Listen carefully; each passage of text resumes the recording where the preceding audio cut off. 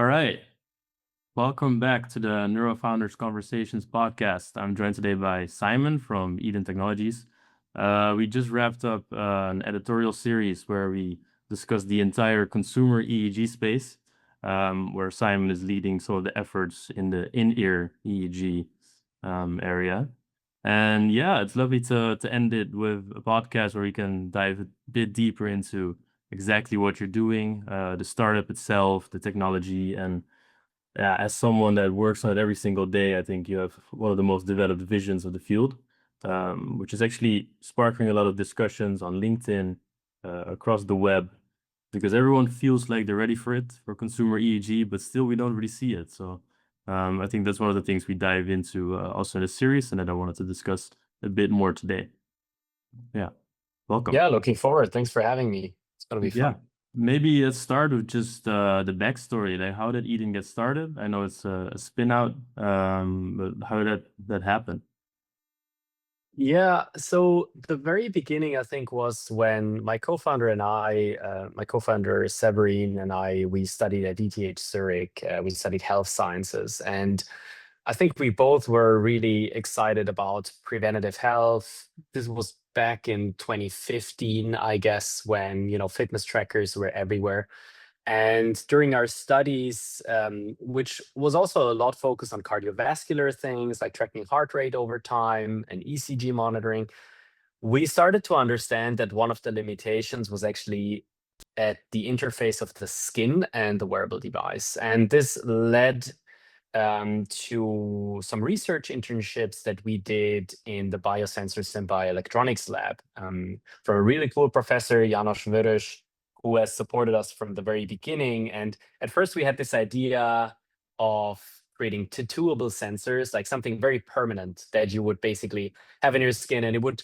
Severin uses this term of forgettables, like you would have something on your body, but you kind of forget about it, and it just tracks data longitudinally, which I think is still a very intriguing concept.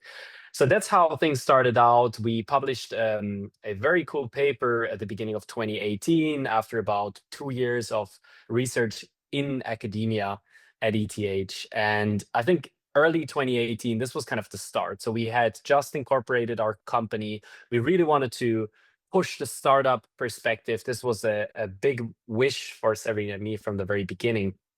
And we got the spin-off label from ETH Zurich because we were able to spin out this initial IP, which currently is not very relevant to our business anymore, but it was really cool because it was like a microstructuring conductive electrode, very advanced IP, which you just couldn't really scale. That was, I guess, the issue back then.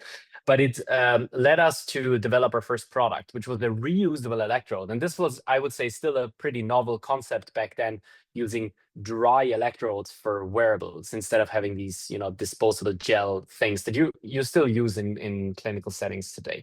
So the first 2 years of our startup really focused on developing this reusable electrode, which, by the way, you can still find online. There's still a research community that acquires those and uses those for their research. But this release led us to focus or realize a couple of things. First of all, most of the customers came from the brain-computer interface research corner, which was really interesting for us. Okay, big signal, brain research is kind of promising here. The next thing was 2019, we were part of a accelerator program from Sony, the Sony Startup Accelerator Program, and they ended up investing in our company. And this led to us think about, like, where can we apply this sensor technology in a product portfolio of a company like Sony? And obviously, besides other things, their earbuds and headphones are an interesting market segment to think about that. And then lastly, in 2019, the AirPods Pro came out. And I think everyone at this point in time started to realize that this segment of hearables would become a massive market segment. And we then decided to focus on hearables, which means the location of the ear, right? And we also decided to focus on full stack because just with our electrode material, when we went out and talked to different companies, we realized that the market is not mature enough. The expertise is not there to just sell a component. We would need to build up the full end-to-end stack, which we ended up doing all these years later. But that was kind of the kickstart to the whole journey. And I think the last thing I'm going to say here is, from the very beginning, one of the strong motivations that I personally had to this field was that I read this Reddit comment like many years ago. There was a question about what will people in 100 years look back to and think like, we live like cave people. And the top comment, or one of the top comments, was that we, in the early 21st century, we were walking around with perfectly curable diseases, and then we just dropped dead. And I think this is something which I find very intriguing, even though today with the brain, we might have some other research interests or application interests, but that's still very true. And I think that's still very much the potential of wearable devices on a larger scale. Yeah, yeah. It was a fascinating story. I would I would wonder, like, if you're looking back 10 years ago, you probably would not expect to see a wearable market this developed, right? Every single person has something on their skin. So why did you pick the brain, and do you maybe regret it a little bit sometimes? So, in hindsight, everything is always so logical in a way, but Yeah. but if we go back to 2015, 2016, right off university, we have this promising material, which is still like very prototypey. We went and had some interesting meetings with companies like Leonhard Lang. This is a Austrian electrode manufacturing company. And I'm just going to give you the numbers from that meeting, and I think you will realize what we realized. So this company was back then the third largest producer of disposable ECG electrodes. And I think their yearly volume was around 350 million units. And the revenue of this business segment for them was around 20 million euros. So you have this very complex product, a very complex manufacturing line. You have very stringent certification requirements to manufacture this. And at the end of the day, you have a relatively limited revenue potential. So when we drove back, we drove to Innsbruck in Austria from Zurich, which was a pretty long drive. And when we drove back, we had this discussion with our former CFO, and we were saying, this is not it. This is not our focus. And it helped us realize we need to go away from a component supplier business, which is not VC fundable. It's not very attractive. It's like very old economy in that sense, without saying it's good or bad, but it's just what it is, right?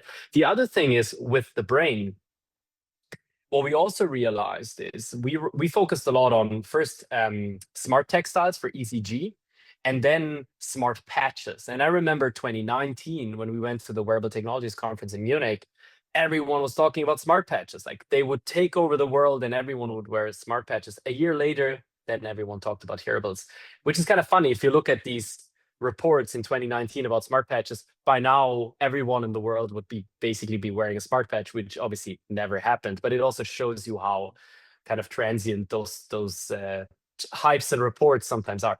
But the thing is, we realized the ECG market is a very specific market. There's very specific buyers. There's very specific reimbursement systems. It needs to be FDA cleared or MDR in Europe. And basically, if you want to supply materials to this is a very, very low margin, high volume business, which again brings us back to the old problems. And I think we just realized that when it comes to ECG monitoring, you had all these things like chest straps for consumers, and then obviously the massive thing in the room, PPG sensing, right? So you had your smartwatches, and we just felt that the market was saturated, whereas looking at the brain, there was nothing else. And I think that was attractive to us, even though it was much, much harder to get into the market, and still is. It's like the potential is so much higher, and I think this is still true today, 10 or so years later. Yeah. So yeah, a decade in, you've obviously built Guardian 4, which is a workable product. For the people who don't know what it is, can you explain how it differs from just maybe regular EEG or regular earbuds, and who's buying it right now? So the IDUN Guardian platform was always developed to be an in-ear EEG system, which is also an earbud, or kind of said in another way, it's a brain sensing earbud. It is something you would buy when you go out and get your next AirPods, but they should also have the possibility to do mental state monitoring, detect your productivity, help you fall asleep or relax. That was always kind of the product mission that we were up to. And with every device generation, obviously now being in the fourth generation, there was one massive building block that we added to the equation. And without going into detail on the first three generations, actually, let me do that for a second because I think it's relevant. So the first one was just like really an MVP, and it was very shaky and hand built and everything, but it showed the demand for such a system with big tech companies and also smaller startups, etc. The second generation was built around a cloud backend. So basically, every single data set that would be generated would end up in a centralized data warehouse. And since the Gen 2, we have basically building up our data warehouse. And then Gen 3 was really focused on getting CE and FCC certification and making it actually a commercial platform. And then the fourth generation now, which we are in right now, is for the first time a fully capable earbud. It is a audio system. We have a analog front end from ADI. We have a audio SoC from Qualcomm. So you can connect this with your laptop, with your smartphone. You can have calls. You have ANC. You can listen to Spotify, whatever you want. As I said, it's your regular earbud, but on top of it, you have this full brain sensing machine inside, which we think is the interesting value proposition here. And we as an organization are B2B focused because of a very simple reason. Do I want to go against companies like Apple and compete with their marketing spend? No, I don't want to.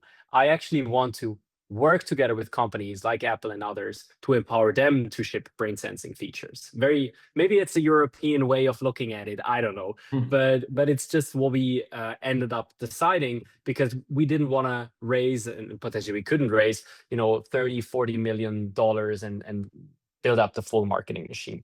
So with the B2B focus, naturally we sell these development kits to researchers. That is still a very relevant community for us. They're validating the technology, they're publishing new use cases, and they're kind of at the cutting edge of what's possible. A very interesting community for us. The second one is startups. We tend to call them inside partners because very often they have domain expertise on brain authentication, epilepsy, or whatever, something that we don't have. And they come to us and they build or validate their algorithms and their approach on our system, which again kind of reinforces why our system should be the standard of the market. And then another, I would say almost the most important segment for us is the R&D or OEM players out there in the market, the big tech companies that acquire these development kits for their own research, ultimately to understand what's the technological maturity. Yeah. And to hopefully at some point decide to bring this technology into their flagship products and ship it to hundreds of millions of users out there. Yeah. So I think those flagship products, just like the next iteration that you're targeting, would be fully wireless, right? Because now there's a small wire that connects the Yes. earbuds. Yes. Yeah, what is the main challenge? Why haven't you achieved it yet, and how are you gonna do that? So we have actually achieved it yet. We just haven't released it yet. Yeah. I think this is. So let me back up a bit with the headphones that I'm wearing right now. Those are called true wireless stereo in the industry, right? TWS, and they are without a doubt the most dominant segment in any wearable audio products. And every single OEM we talk to, may it be US, European, Asia, it doesn't matter. Everyone finds true wireless stereo to be the aspiring form factor. There are some new things on the horizon that we can maybe talk about a bit later, like smart glasses or open ear use cases. But really, when we talk about true wireless stereo, this is the obvious choice. If you look at AirPods alone, this is more valuable than many large companies out there. Okay. So I think this is obviously the appeal. Now, why is that challenging? Even 5 years ago or so, when we started pitching about the IDUN Guardian platform, it was very clear that we wanted to go to true wireless stereo. It just, in hindsight, if you look at the numbers, it took about 6 years and almost $10 million to do that, right? And I actually think if I compare that to some other companies in the market that I know that I'm not going to name, this was actually rather capital efficient. So if you think about why is that challenging? So one obvious challenge is the miniaturization aspect of it, right? You need to bring a complex system into a very, very small form factor. And you can imagine that these devices here, they're already like fully optimized, battery, like they're obviously not wasting any space, right? So bringing that into such a tiny form factor is rather tricky. The next thing is also on-edge processing capabilities. So up until very recently, it wasn't even possible to do complex, brain signal processing on a device like this, and you would need to have cloud connectivity, which was something that wasn't actually very appealing to many OEMs.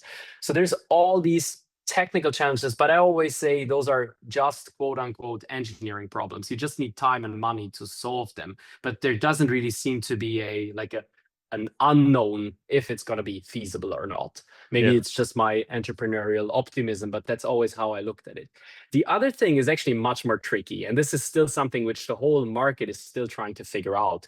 And that's, what is the technological ceiling or the signal ceiling or the use cases that are actually possible with such a form factor? Because you have a physical law limitation when you work with true wireless stereo, and that is that you obviously don't have a physical connection between the two earpieces, right?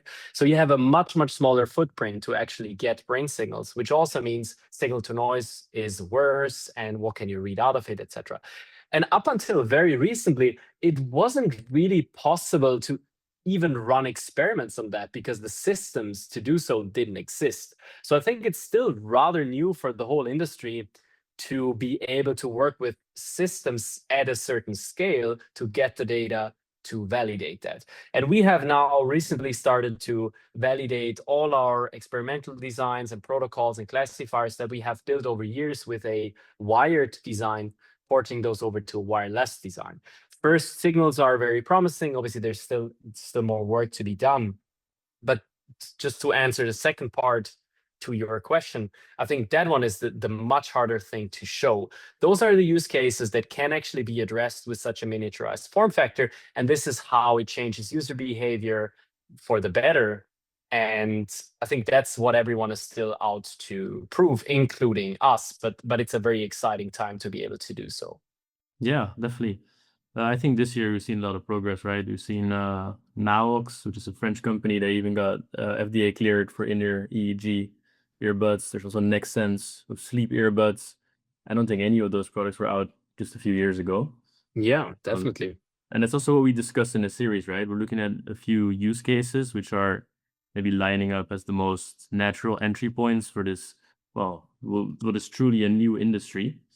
And we didn't just discuss what makes sense as a use case for the user, but also for the companies.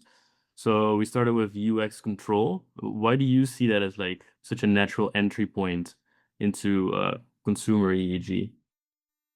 I think consumer neurotech or consumer EEG ultimately has a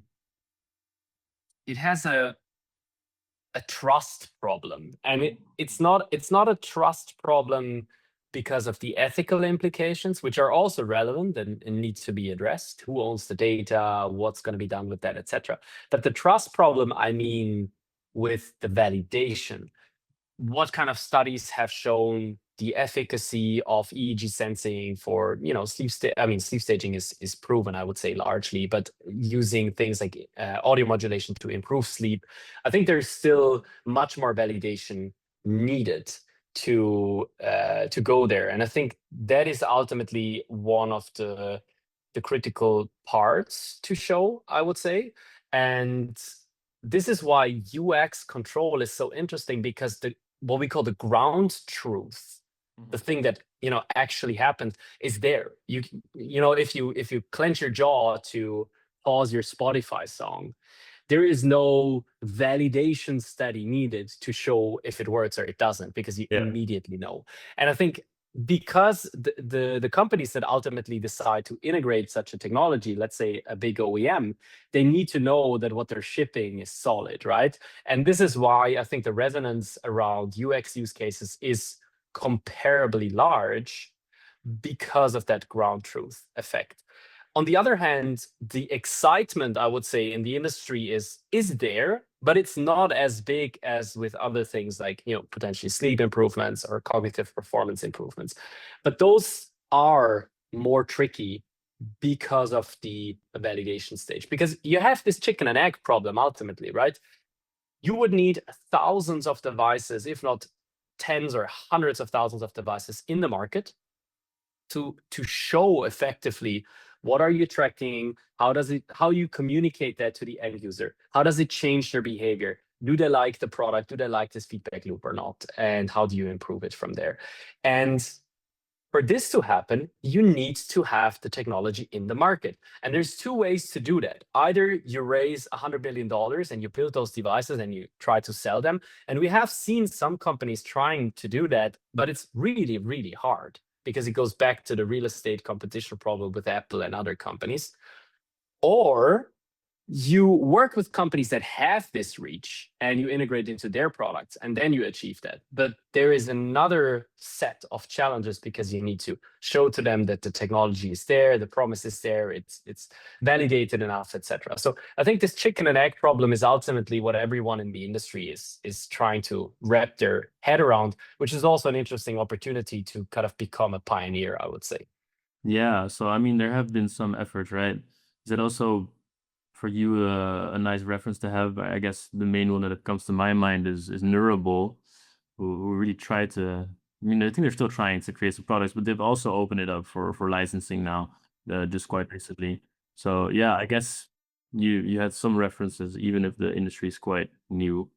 And yeah, I think something that keeps coming back, and you see a lot of new entrants, is this whole goal of measuring the brain, Fitbit of the brain, aura for the brain. But is it maybe way too early to speak of any of that?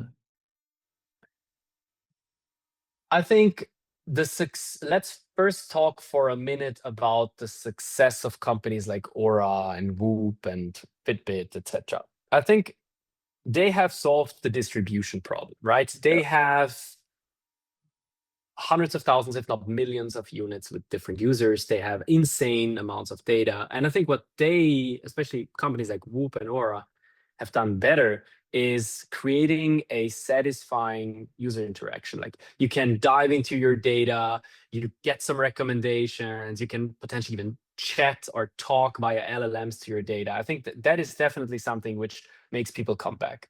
And I think this trend will naturally expand to other domains like the brain. I wouldn't see a reason why looking at your brain performance and asking, why did my performance dip today? What can I do better? Are there ways to automate that with certain music I'm listening to or certain workouts I'm doing? You have this like recommendation engine because people, I think, naturally strive to be more balanced, more productive, healthier, happier. I mean, it's just the natural way how our brains are wired. And I think there is a great opportunity to do that on the brain, in the brain, with the brain.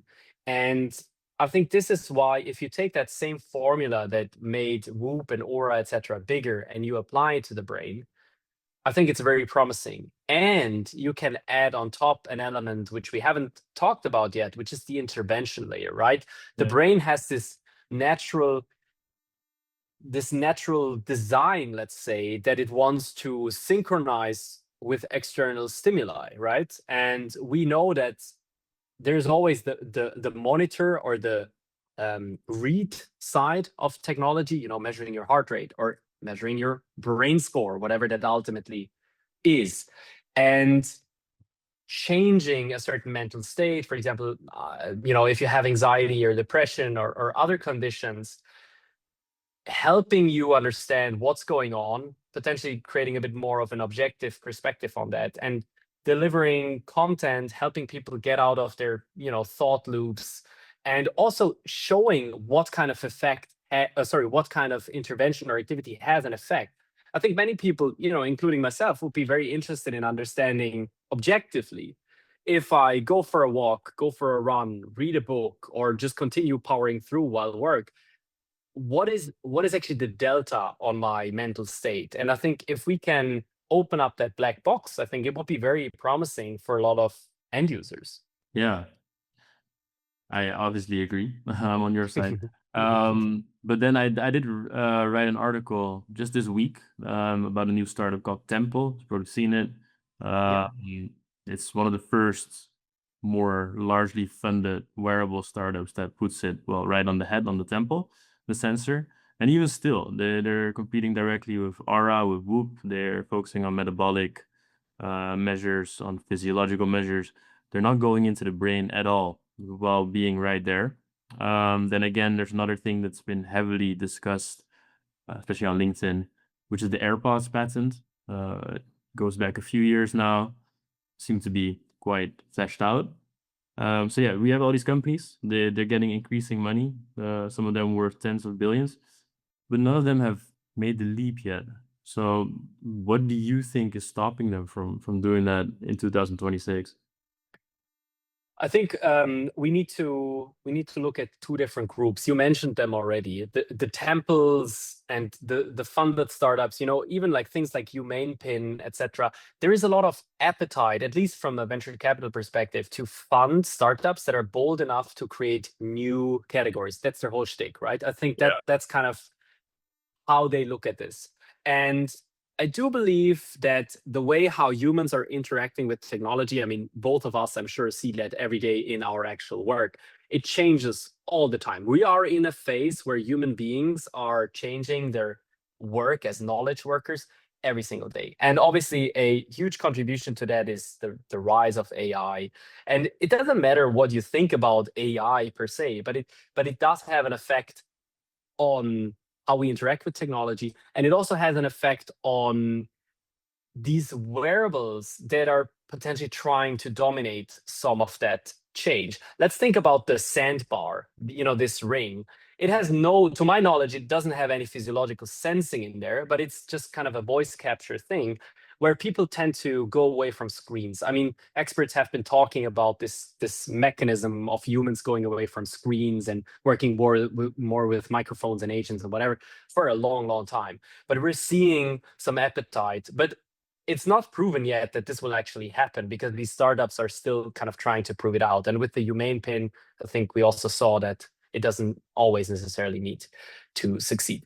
So what I'm trying to say is on the startup side, these companies that attract large funding, and let's take away all the invasive startups for a second, because I think that is, again, a very, very different topic. But for the consumer startups that are raising significant funding, I would argue that 80% of that money goes into marketing, because what they want to prove out is that people are motivated to buy such a technology and use it. And I think this is largely unproven still. We have to be transparent about this. And I think one of the reasons is, this killer use case that people ask about. No one, I think, has nailed this product loop yet in a sufficient way where we have this chat GPT moment for neurotechnology. Once that comes, again, it will be very obvious in hindsight. But I think that's kind of what everyone's trying to go for and race for. And then you have the second group, the large technology companies that already own the end user, that they already have the reach to potentially ship 100 billions of units.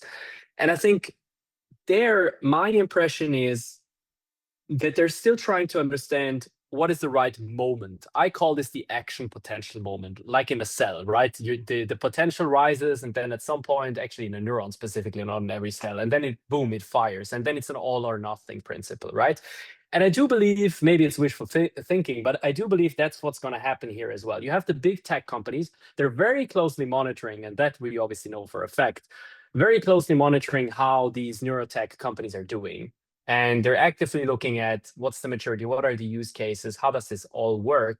And they're trying to find the perfect moment to still be early and a pioneer, but have sufficiently de-risked a product launch to then basically ship those units and open up the next phase, which maybe can be our next topic, the whole like brain foundation model topic, Yeah, right? exactly. Because it is very clear that if we're looking at algorithm development for consumer neurotech, that's very challenging. You need a lot of data, and currently no one has that data. So if you're shipping the first brain sensing earbuds and you get 200,000 users, you will be the largest data set overnight.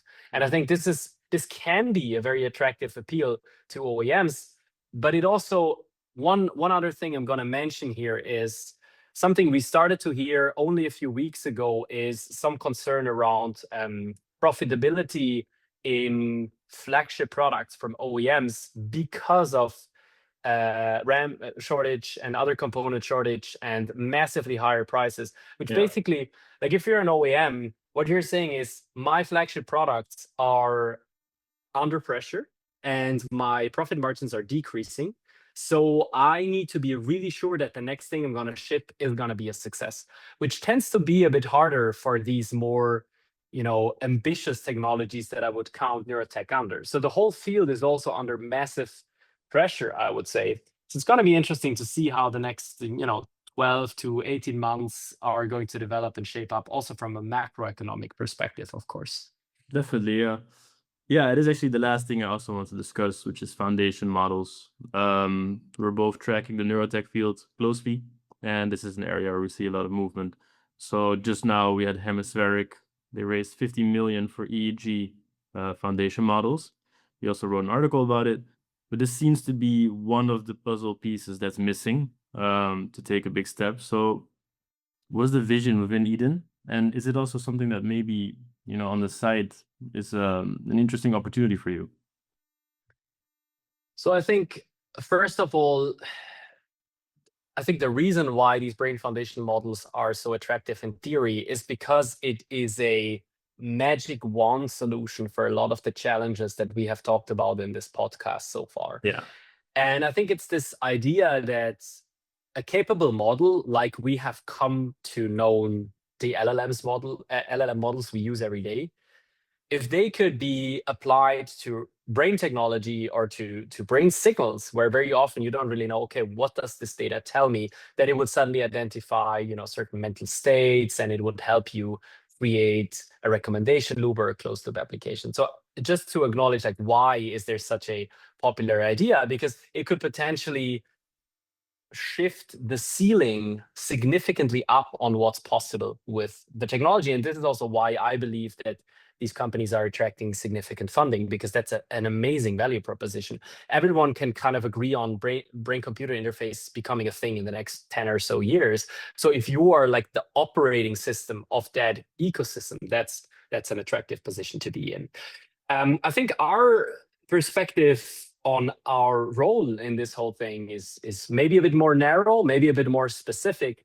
What we see today is one of the massive challenges to get there is getting sufficient data sets. And we have our own data sets that can contribute potentially to model development. But I think what is more attractive is this idea to become a subject matter expert for low channel, low spatial resolution EEG, which will be a part of the whole BCI ecosystem. Mm-hmm. And via fine-tuning of brain foundation models, have a possibility to enable the brain foundation model providers, the device manufacturers, and the end users a very capable, smaller, potentially on-device brain foundation model that can identify, kind of independent of what they have been trained on, can identify downstream tasks. So you wouldn't, like you need now, to develop an algorithm on, for example, cognitive workload data or sleep data, but you could just take a brain foundation model and then let it kind of detect the activities in itself. So this, I think, is a significant promise. We have shown a sleep staging proof of concept with an open source brain foundation model, which we fine-tuned on IDUN Guardian data. And I would say we have kind of largely proven the concept. Obviously, there's still more work to do, but we are convinced about the promise there as well. I think what we are trying to do is find a position where we look at this in like 3 phases. The first one was like really get the hardware done, and we're getting very close to be there. Like Gen 5 is the possibility or the time where we can take off. The next one is really deploying the solution and getting large data sets, EEG in the real world, and building up or contributing to these brain foundation models. And then the third one is really this ecosystem where you have agents that are personalized on your mental state, on you basically, and they help you go through the day with the things you need in terms of productivity, entertainment, relaxation, whatever it's going to be. And I think this is the ecosystem that we are ultimately looking forward to, because personalization, I think, is a huge potential for consumer products, and it's something which isn't really done today. So we think that's what's kind of going to happen in the next 5 or so years. Yeah, fascinating. I have a lot more questions, but I think we're a bit running out of time, especially on ethics also. Yeah. It always kind of gets pushed to the last 5 minutes, which is That's also true. a But topic. we can have one more question about that if you want. Yeah, I mean, the vision is clear. It's attractive, but it's also maybe a little bit scary, especially when there's no ethical guidelines and guard posts. So, what is a way that you're addressing this ambiguity in ethics, I guess, Yeah. sustainably? Yeah, so I think we have a bit of a unique position in this, because we are, maybe besides Naox, which is to my knowledge more focused on medical applications, but we're kind of the only European player in this game, right? There's a lot of Chinese BCIs, which we have also talked about in the past, where you don't really have insights on how these things are being done and, data rights, etc. And then you have a lot of US companies, which also have a very different system around data protection, etc. So we here are kind of in this European position where we're under GDPR, we're under the EU AI Act. So we have much higher scrutiny and regulatory pressure, which I think is a good thing, because it allows us to think about this in a serious way and potentially become a pioneer and a de facto market standard on how things are being done. So one logical thing that we try to do is, privacy by design, for example. Pushing everything that can reasonably be done to the edge is, I think, something which can be very powerful, because it gives the control to the end user. Data doesn't leave the device, etc. The other thing is obviously things like consent. For example, if you use our IDUN Insights app, you need to consent and actively opt in to share data with us. Because I think users have just understood with the whole social media craze that if you're not paying anything, you're the product. I mean, this is obviously a very famous kind of sentence, which I guess is largely true. So I think with neurotech, there is this collective thinking, also from US companies, by the way, that they want to learn from this and do things better from the beginning, which I think is very honorable, but obviously it also needs to be done. The other thing is we have very practical ethical tools and a toolkit, which we have been developing with the help of the Brain Mind Foundation and Karen Rommelfenger. We have an ethics advisory board. And in this toolkit, we have things like an acceptable use policy or a partner rubric. So when we work with companies, they need to sign this acceptable use policy, which, for example, forbids them from using this in power dynamics or recruiting scenarios, etc., which we think is something which is not ethical. And then you also have things like the EU AI Act, which forbids certain emotion classification use cases in Europe, which we also obviously comply with. So I think this is kind of our mix from design choices, policy choices, and partnership choices, how we are trying to do right. Because honestly, the end user trust is the most important part in this at the end of the day. And I think you only have one chance, right? You want to do it right from the beginning, which is our ambition. And as I said, also for many other neurotech companies we talk to. And I think ultimately, at the end of the day, the most important thing is the control and the choice needs to be with the end user, full stop. Yeah, cool. It seems like my camera died during the last question, which is also a sign that we'll wrap it up. But we got CES to look out for the Guardian 5. Anything else to look out for in the next couple of months? Yeah, we have some exciting announcements, which we are still cooking up and waiting for approvals, etc. But we have some exciting things to share going towards the CES 2027 timeline. So I hope we see many of the listeners there. And if not, then just stick to our social channels, obviously IDUN Technologies on LinkedIn, our website, etc., and track all the news. And of course, also check them out via the Neurofounders website. For sure. Yeah. Definitely go visit the hub, read everything you want about consumer EEG because yeah, I guess we're waiting for that action potential moment, which is other comes. Nice.